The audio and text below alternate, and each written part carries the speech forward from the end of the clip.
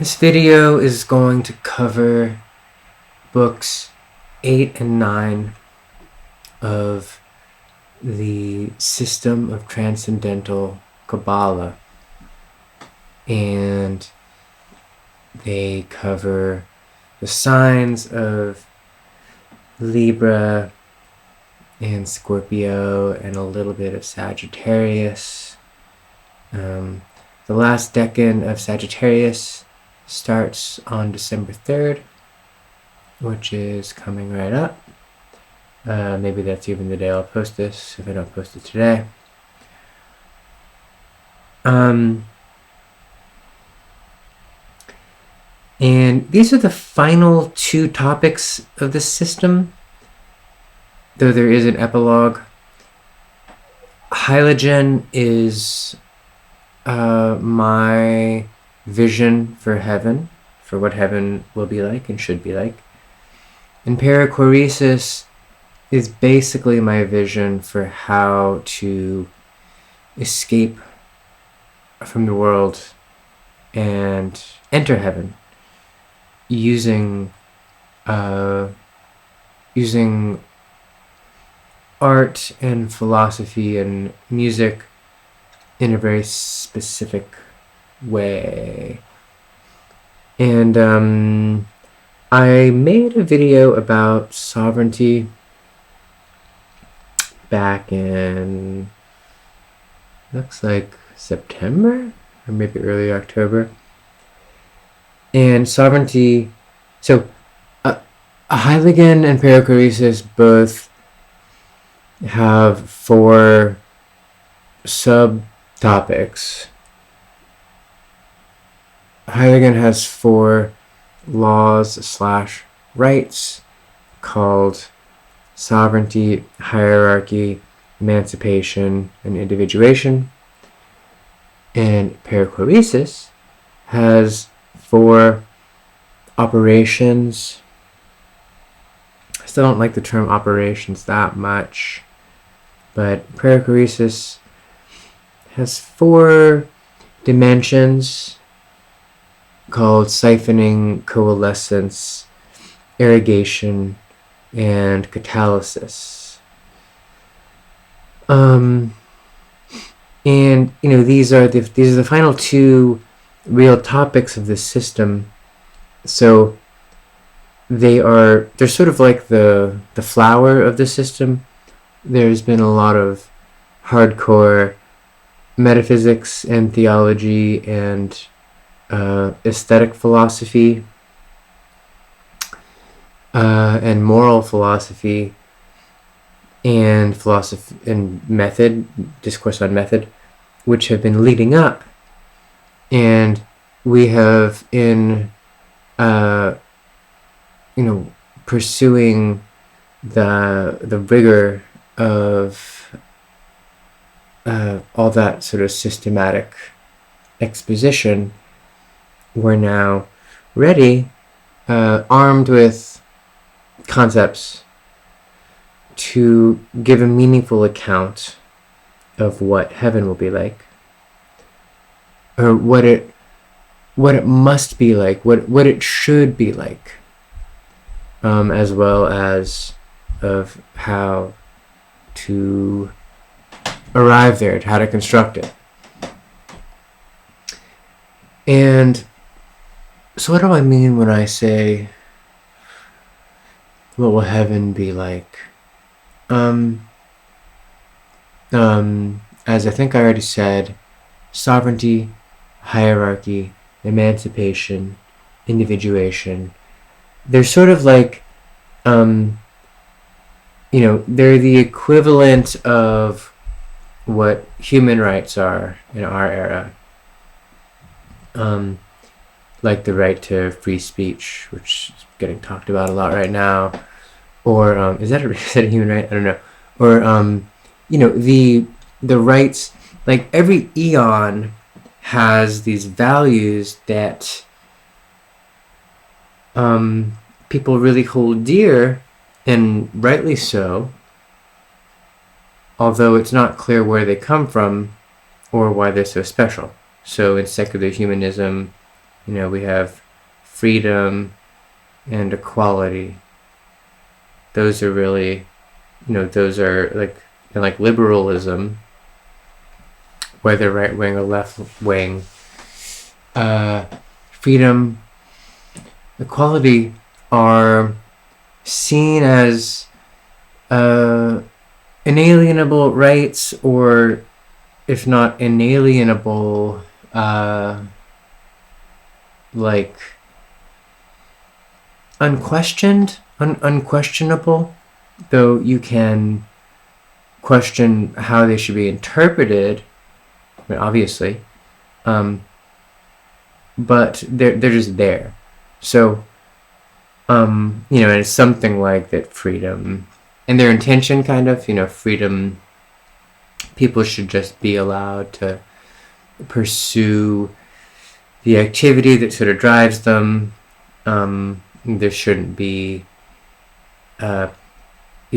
tradition shouldn't stand in the way of what people do, or, mores that are meaningful to one group shouldn't apply to the other group, or whatever. Like, it's this kind of mystical thing. It's secular humanism, but these are really mystical ideals. That freedom. It's like a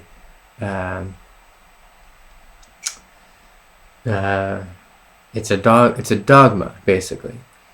Christianity has dogmas that are a little more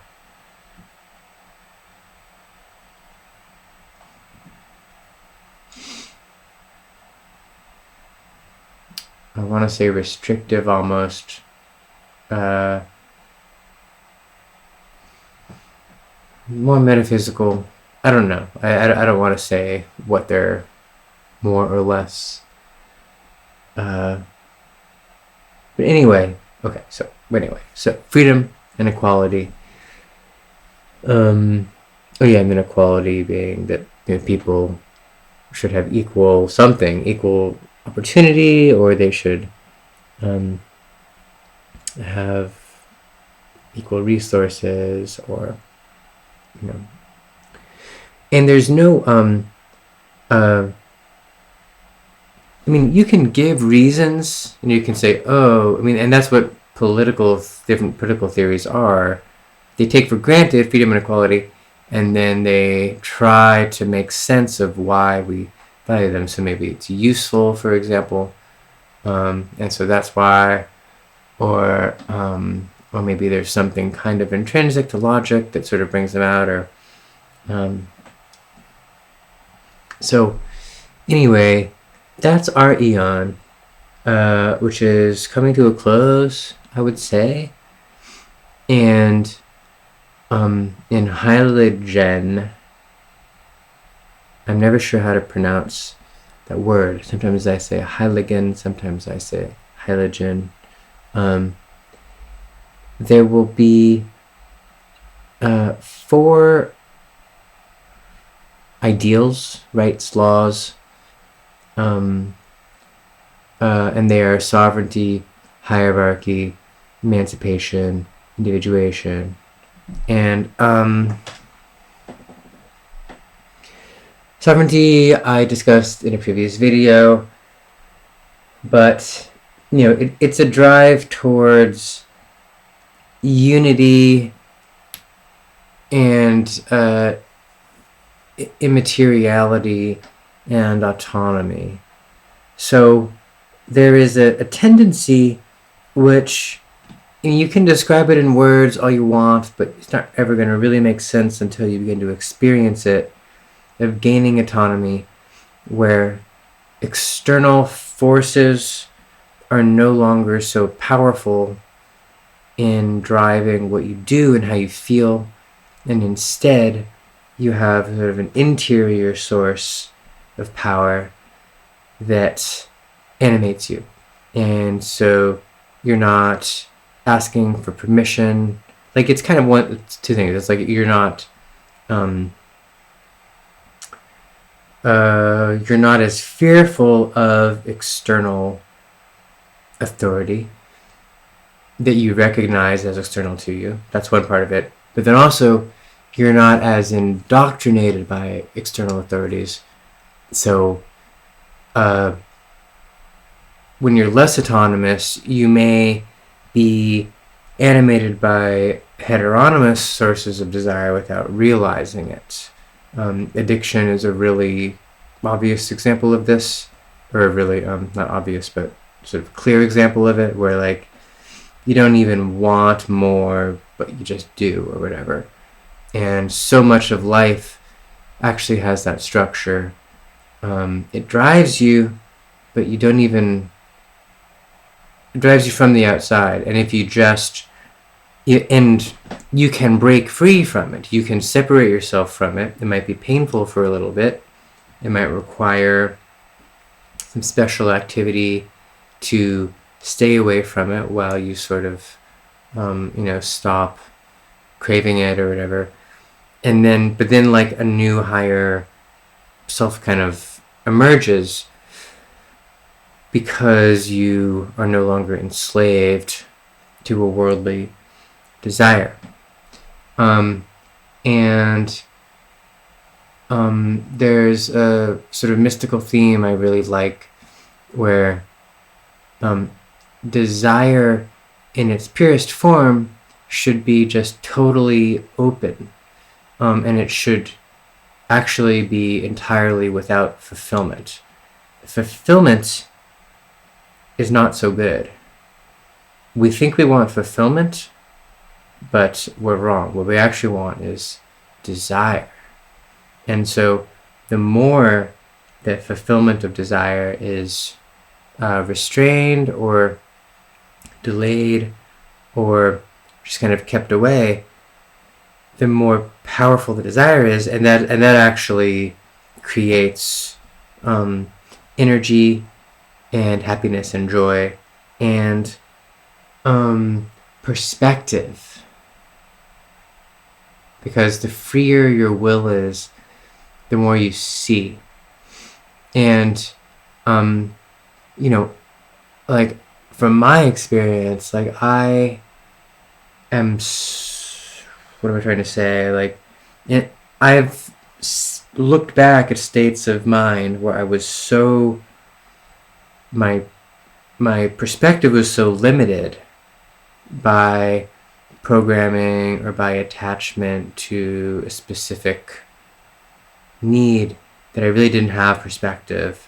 And I don't have like complete perspective now. It's still, my perspective is still limited, but on my better days it's more and more universal.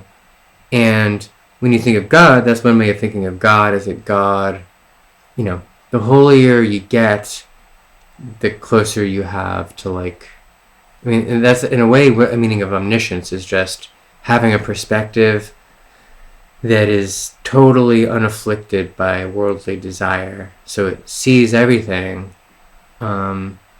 because it is not singular. Anyway, so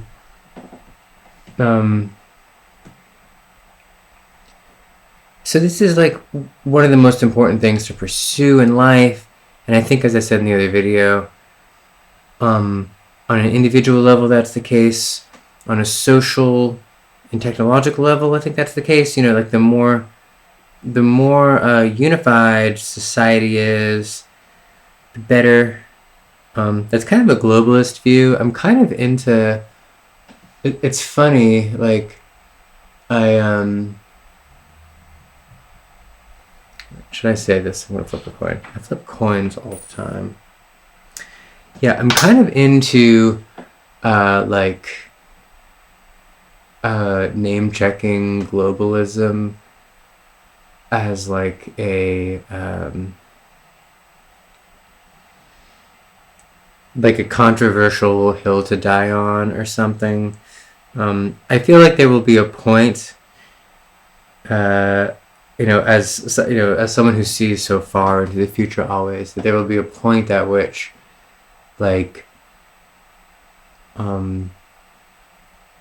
globalism will actually be edgy, sort of in the way that like MAGA is now or something like that.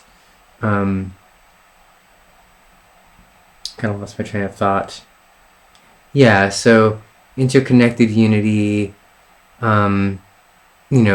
deriving energy from a sort of higher and higher point, that's less and less mediated. Okay, so anyway, and also we don't really know exactly what it is that will be given these rights or be enjoy them, because this will be a world of human beings for sure, but will be more integrated and will be more immaterial, and so whether it's a social right or an individual right, the line will be blurrier than it is now. So hierarchy is the second right in Halogen, and basically hierarchy is about logistics.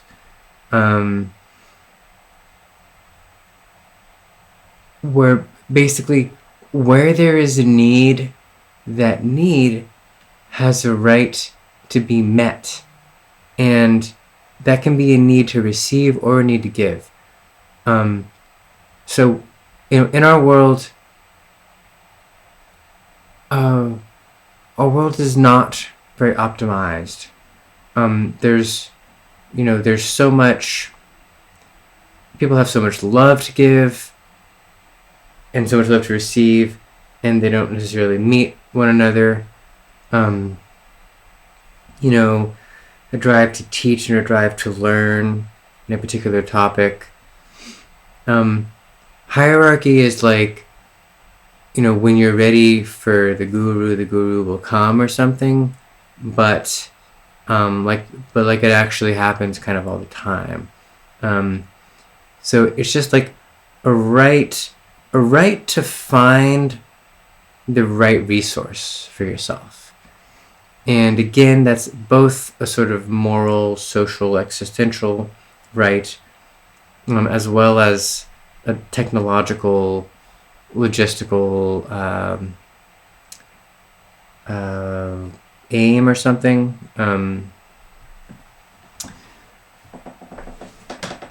Emancipation.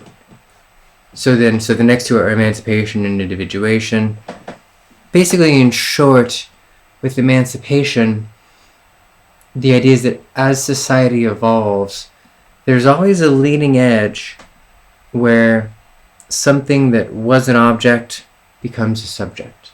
Something that was a property, or that was property, gains status as personhood. And so you can think about that in terms of, we've observed that with, women and queers and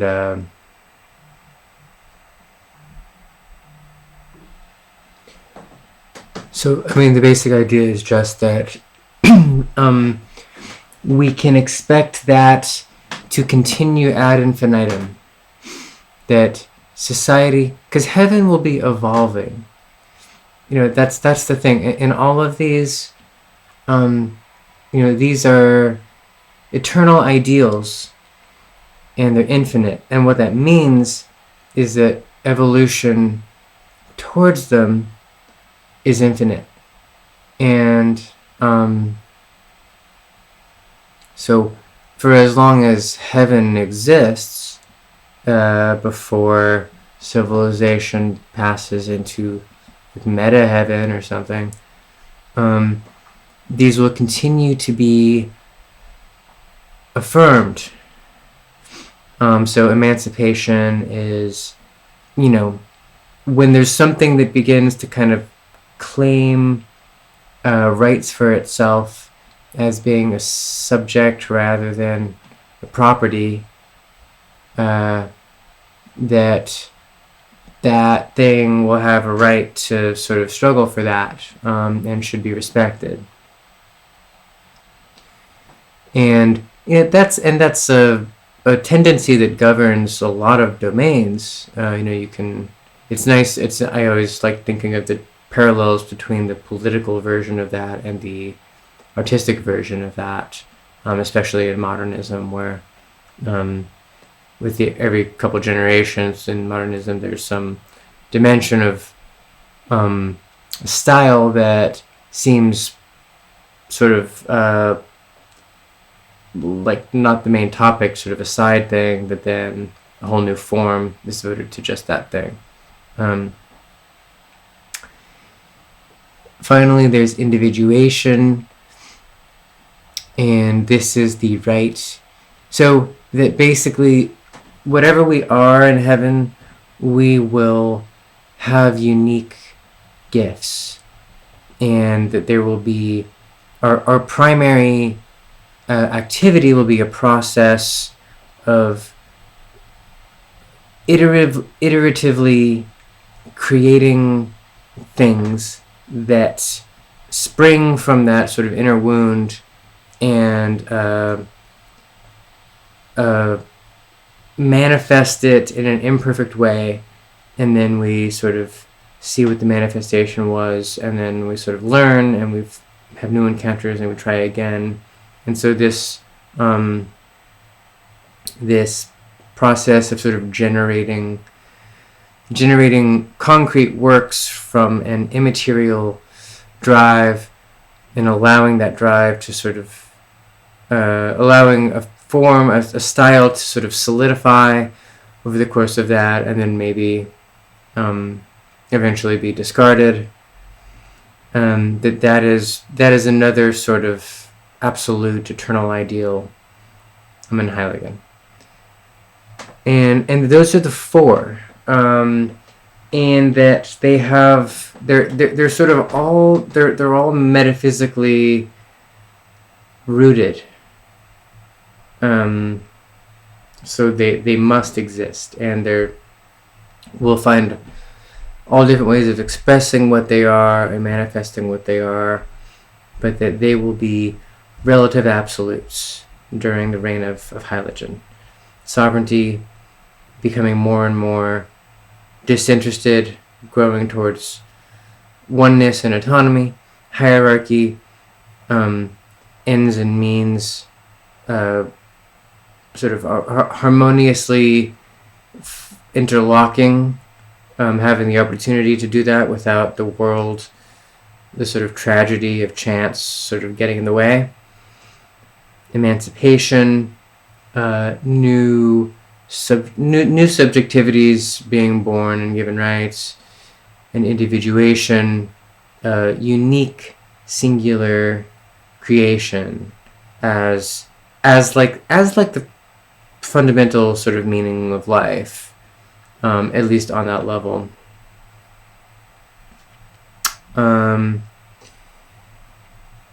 Okay, so that's the destination, heaven, and then perichoresis is the vehicle.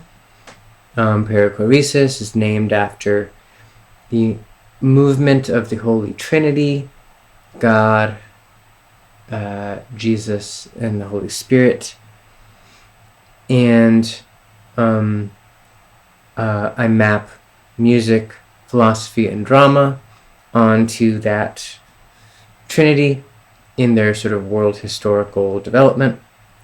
And so siphoning, coalescence, irrigation, and catalysis, each of those is a way that music, drama, and philosophy should be combined. And so basically, like, if this recipe is executed properly, then like a kind of chrysalis of heaven will form, or progress towards heaven will be made without being appropriated or possible to appropriate. And siphoning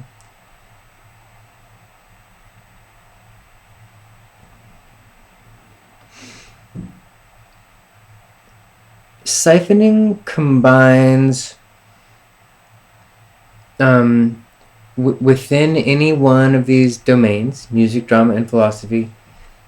Siphoning combines material from forms or eras in that domain that are not readily compatible. So they sort of belong, they have different presuppositions because they're from different eras, they use different materials. So it's a kind of integralism that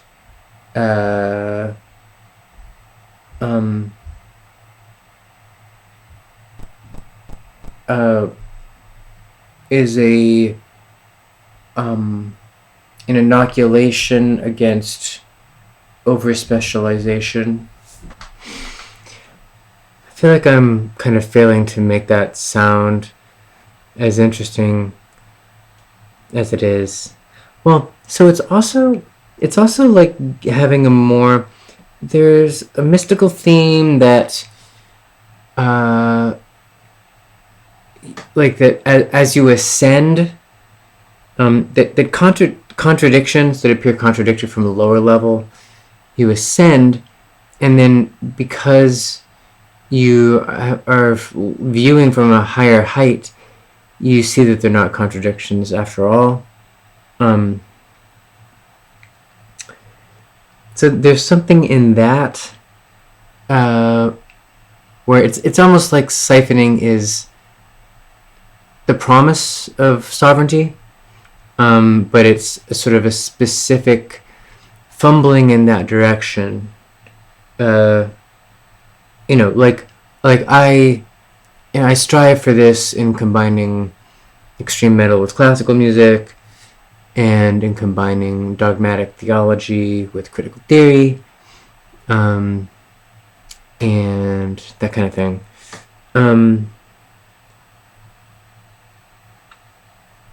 And there's another part of the theory is that the world soul has had a number of eras, and each mode of production, each eon has a mode of attention, and we pass successively from one to the next, and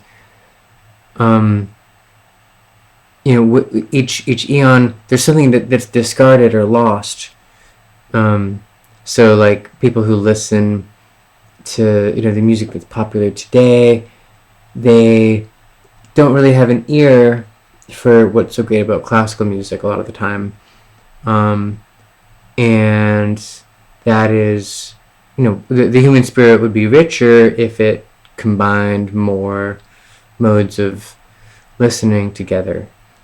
And we're looking to create resilient, well-rounded human beings. And then also, because it is pulling from these different silos, it's not as easily used for something, because it always kind of falls flat. Yeah. Okay, coalescence is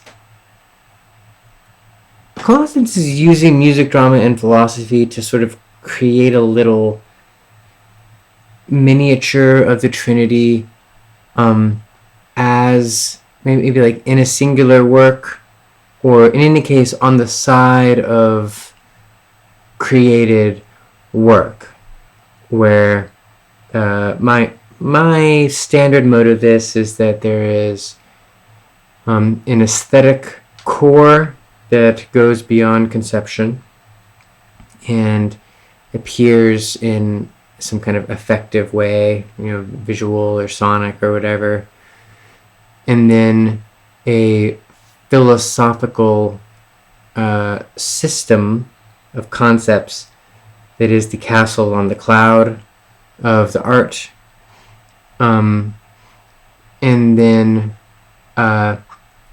that being transmitted through the world via music. Because philosophy and art have a more restricted domain than music, for whatever reason. Irrigation is the inverse of coalescence. So irrigation is interacting with various cultural silos in a way that draws them towards you, and where you're not sort of manufactured to fit the shape of the cultural silo or institution, but instead it's almost like cultural institutions as media, or as materials rather than media, if that makes sense.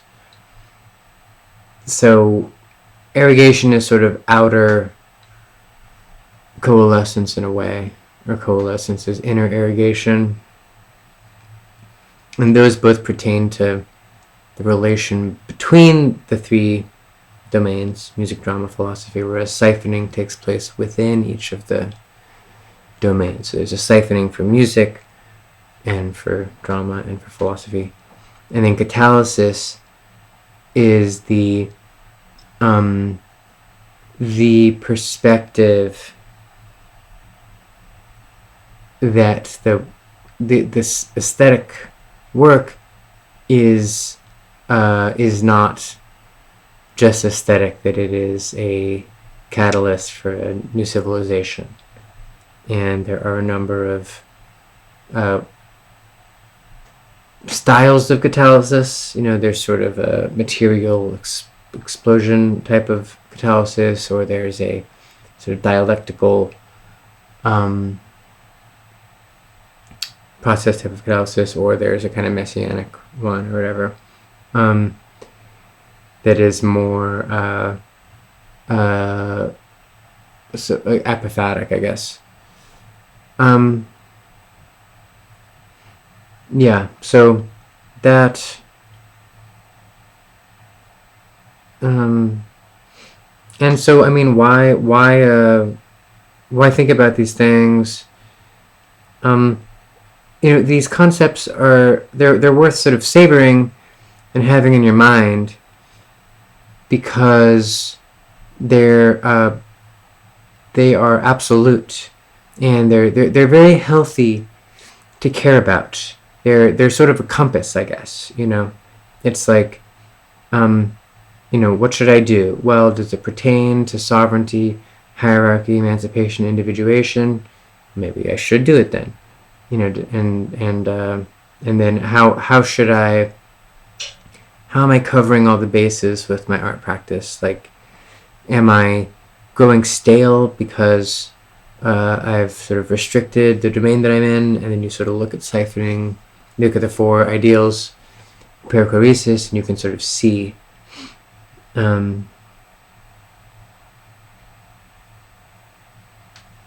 there you go.